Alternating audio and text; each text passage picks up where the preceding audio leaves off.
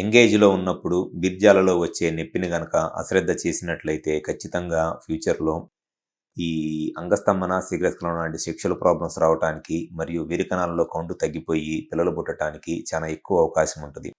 అయితే ఈ బీర్జాలలో ఈ 25-30 ఇయర్స్, 35 ఇయర్స్ ఏజ్ గ్రూప్‌లో ఉన్నప్పుడు ఈ నొప్పి గాని, లేకపోతే వాపు గాని బీర్జాలలో బరువుగా ఉండి అనీజీగా ఉండటానికి గల ముఖ్య కారణాలు ఇన్ఫెక్షన్స్ గాని, వారికోసిల్ గాని.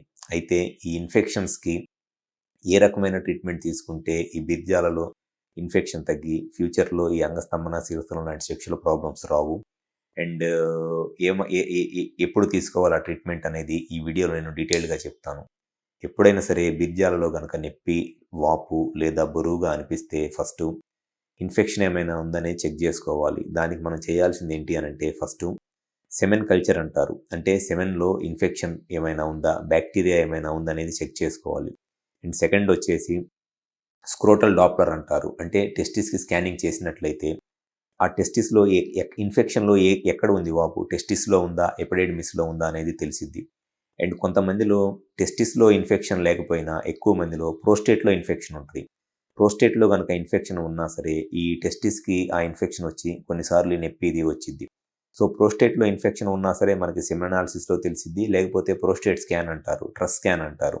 ఈ ట్రస్ స్కాన్ చేపించుకున్నా కూడా ప్రోస్టేట్‌లో ఇన్ఫెక్షన్ ఏమైనా ఉన్నా సరే తెలిసిద్ది. ఎప్పుడైనా ఇన్ఫెక్షన్ గనక కన్ఫర్మ్ అయింది అనంటే ఫస్ట్ ఉన్న ట్రీట్మెంట్ ఆప్షన్‌ను యాంటీబయాటిక్స్ యూజ్ చేయడము. డాక్సిసైక్లిన్ లాంటి సింపుల్ యాంటీబయాటిక్స్‌తో స్టార్ట్ చేసి కొంత బ్రాడ్ స్పెక్ట్రమ్ యాంటీబయాటిక్స్ కనుక యూజ్ చేసినట్లయితే చాలా మందిలో ఈ టెస్టిస్‌లో ఇన్ఫెక్షన్ గానివ్వండి, లేకపోతే ప్రోస్టేట్‌లో ఇన్ఫెక్షన్ గానివ్వండి ఈజీగానే క్యూర్ అయిపోతాయి. ఎటువంటి ప్రాబ్లమ్ ఉండదు.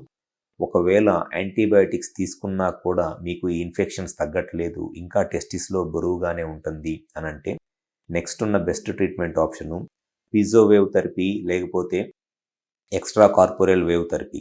సో, ఈ పిజో వేవ్ థెరపీ లేదా ఎక్స్‌ట్రా కార్పోరియల్ వేవ్ థెరపీ అనంటే ఒక చిన్న వైబ్రేటర్ లాంటి మిషన్ ఉంటది. ఆ వైబ్రేటర్‌తో టెస్టిస్‌కి గనక మనము ట్రీట్మెంట్ చేసినట్లయితే ఏదైతే ఈ ఇన్ఫెక్షన్ ఉండి, ఈ ఇన్ఫెక్షన్ వల్ల టెస్టిస్‌లో నర్వ్స్ డ్యామేజ్ అయిపోయి, లేకపోతే బ్లడ్ సప్లై తగ్గిపోయి పెయిన్ వస్తుందో, మళ్ళీ ఈ వైబ్రేటర్ ఈ పిజో వేవ్‌తో గానివ్వండి, లేకపోతే ఎక్స్‌ట్రా కార్పోరియల్ వేవ్ థెరపీతో ట్రీట్మెంట్ చేపించుకున్నట్లయితే పెన్నిస్‌కి బ్లడ్ సప్లై పెరిగిద్ది. ఈ బ్లడ్ సప్లై పెరగటంతో పాటు ఏదైతే పెన్నిస్‌లో ఉన్న నర్వ్స్ డ్యామేజ్ అయిపోతాయో, ఈ నర్వ్స్ కూడా మళ్ళీ రీజ్యూవనేట్ అయ్యి టెస్టిస్‌లో పెయిన్ తగ్గిద్దనమాట.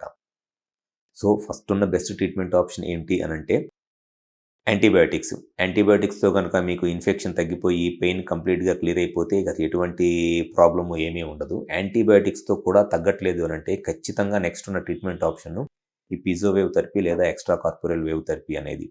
కొంతమందిలో టెస్టిస్‌లో పెయిన్ ఉండకుండా జస్ట్ సెమెన్ రిలీజ్ అయినప్పుడే పెయిన్ వస్తా ఉంటది. అంటే వాళ్ళకి టెస్టిస్‌లో పెయిన్ ఏమి ఉండదు. ఎప్పుడైనా సెక్స్‌లో కలిసినా లేకపోతే చేత్తో చేసుకున్నప్పుడు సెమెన్ ఔట్ అయినప్పుడు పెయిన్ వస్తా ఉంటది. దానికొచ్చేసి మెయిన్ కారణము ప్రోస్టేట్‌లో ఇన్ఫెక్షన్ గాని, లేకపోతే ఈ సెమినల్ వెసికిల్స్‌లో ఇన్ఫెక్షన్ గాని ఇదే రీజన్ ఉంటది. సో, ఈ సెమినల్ వెసికిల్స్‌లో గాని, ప్రోస్టేట్‌లో గాని ఇన్ఫెక్షన్ ఉన్నా సరే ఫస్ట్ మనము యాంటీబయాటిక్స్‌తోనే ట్రీట్మెంట్ స్టార్ట్ చేసుకోవాలి. ఒకవేళ యాంటీబయాటిక్స్‌తో ట్రీట్మెంట్ స్టార్ట్ చేసినా ఈ పెయిన్ తగ్గట్లేదు, డిస్కంఫర్ట్ తగ్గట్లేదు అనంటే నెక్స్ట్ ఈ పిజో వేవ్ థెరపీ లేదా ఎక్స్‌ట్రా కార్పోరియల్ వేవ్ థెరపీ అనే దాంతో గనక మనం ట్రీట్మెంట్ చేపించుకున్నట్లయితే మళ్ళీ ఖచ్చితంగా ఈ బ్లడ్ సప్లై పెరిగి అక్కడున్న నర్వ్స్ ఏదైతే డ్యామేజ్ అయిపోయినాయో అది మళ్ళీ హీల్ అయిపోయి, రీజ్యూవనేట్ అయిపోయి మళ్ళీ పెయిన్ అనేది తగ్గిపోయిద్ది. సో, ఎవరైతే ఈ ఇన్ఫెక్షన్‌తో ఈ ప్రోస్టేట్‌లో ఇన్ఫెక్షన్ గానివ్వండి, లేకపోతే సెమినల్ వెసికిల్స్‌లో ఇన్ఫెక్షన్ గానివ్వండి, బీర్జాల్లో ఇన్ఫెక్షన్ వచ్చి బాధపడుతున్నారో మీరు గనక యాంటీబయాటిక్స్ తీసుకున్నా మీ పెయిన్ తగ్గలేదు అనంటే ఖచ్చితంగా మీకు పిజో వేవ్ థెరపీ లేదా ఎక్స్‌ట్రా కార్పోరియల్ షాక్ వేవ్ థెరపీతో ఖచ్చితంగా మీకు ఈ పెయిన్ రిలీఫ్ రావటానికి, మీ ఇన్ఫెక్షన్ తగ్గడానికి ఎక్కువ ఛాన్సెస్ ఉంటాయి. మన దగ్గర విజయవాడ, వైజాగ్, రాజమండ్రి మరియు నెల్లూరు ఈ 4 ప్లేసుల్లో మన దగ్గర ఈ పిజో వేవ్ థెరపీ లేదా ఎక్స్‌ట్రా కార్పోరియల్ వేవ్ థెరపీ అనేది మన దగ్గర అందుబాటులో ఉంది. ఒకప్పుడులాగా ఈ ట్రీట్మెంట్ కోసం మీరు హైదరాబాద్ దాకా వెళ్ళాల్సిన అవసరం లేదు. మా దగ్గర రెగ్యులర్‌గా ఆల్మోస్ట్ ఎవ్రీ డే ఒక 7-10 పేషెంట్స్‌కి ట్రీట్మెంట్ చేస్తా ఉంటాము. సో, దీనివల్ల పెయిన్ అనేది తగ్గిపోయి క్వాలిటీ ఆఫ్ లైఫ్ అనేది చాలా ఇంప్రూవ్ అయిద్ది.